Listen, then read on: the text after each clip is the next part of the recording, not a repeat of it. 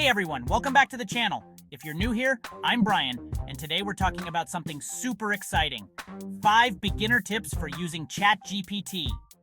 If you've never used ChatGPT before, or just started, don't worry.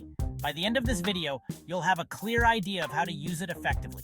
Let's break it down step by step so you get the most out of ChatGPT's amazing AI capabilities. Ready? Let's get started. So, let's jump into our first tip. Be specific in your prompts. This is super important because the quality of ChatGPT's response really depends on how well you phrase your questions. Think of ChatGPT like a search engine, or even a person. You wouldn't just say, "Tell me something," right? You need to give it context. For example, instead of asking something vague like, "Tell me about space," you could ask, "Can you explain the solar system, focusing on the planets and their orbits?" See the difference? The second one is much clearer, and it helps ChatGPT focus its answer on exactly what you want. The more details you provide, the better the answer.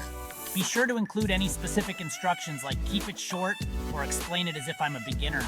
This way you'll get a more personalized response. Tip number 2, don't stop after the first response. ChatGPT isn't just a one and done deal. You can have a full conversation with it. Let's say you ask a question and it gives you an answer, but you're not 100% satisfied or want more information. You can ask ChatGPT follow-up questions like, "Can you explain that further?" or "Give me an example." Think of it like this. Imagine you're talking to a friend. You wouldn't just ask one question and leave it at that. You'd probably keep the conversation going by asking for more details, and ChatGPT works in the same way. Follow-up questions allow you to dig deeper into the topic and get more out of ChatGPT. It helps if the first answer isn't exactly what you were looking for, or if you need additional examples or explanations. Tip number 3 is a cool one. Flip the interaction. Normally, we're the ones asking questions, right? But did you know you can ask ChatGPT to ask you questions? This is super helpful when you're stuck or need ideas for a project, or even if you just don't know what to ask. For example, if you're working on a project, you could say, "Can you ask me questions to help figure out what I need for my project?" ChatGPT will start asking questions to understand more about what you're working on, which can help you think through things more clearly. This makes the experience more interactive, and it ensures that ChatGPT is giving you answers that are more tailored to your specific needs. Tip number 4 is all about experimenting with patterns. Now you might be wondering, what do you mean by patterns? This simply means you can ask ChatGPT to follow a certain framework or take on a specific role. For example, if you're writing a blog, you can ask ChatGPT to create an outline first. Or, if you need advice on managing a project, you can ask ChatGPT to act like a project manager. Let's say you're trying to write an email. You could say, "Can you help me write an email to my boss asking for a raise?" And ChatGPT can give you a structure or format to follow.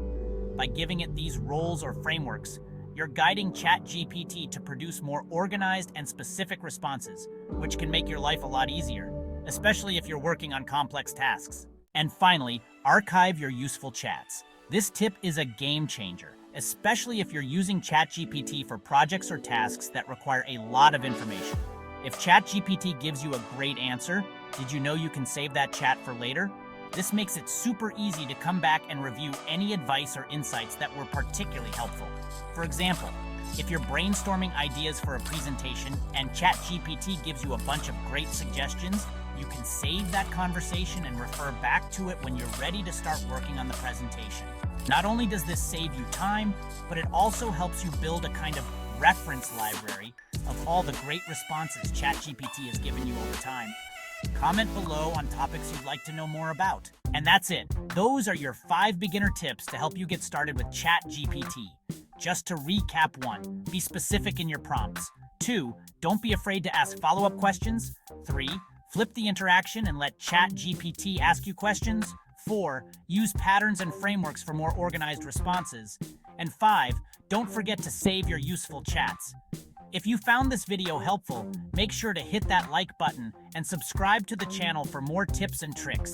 And let me know in the comments which tip you're going to try first. Thanks for watching, and I'll see you in the next video.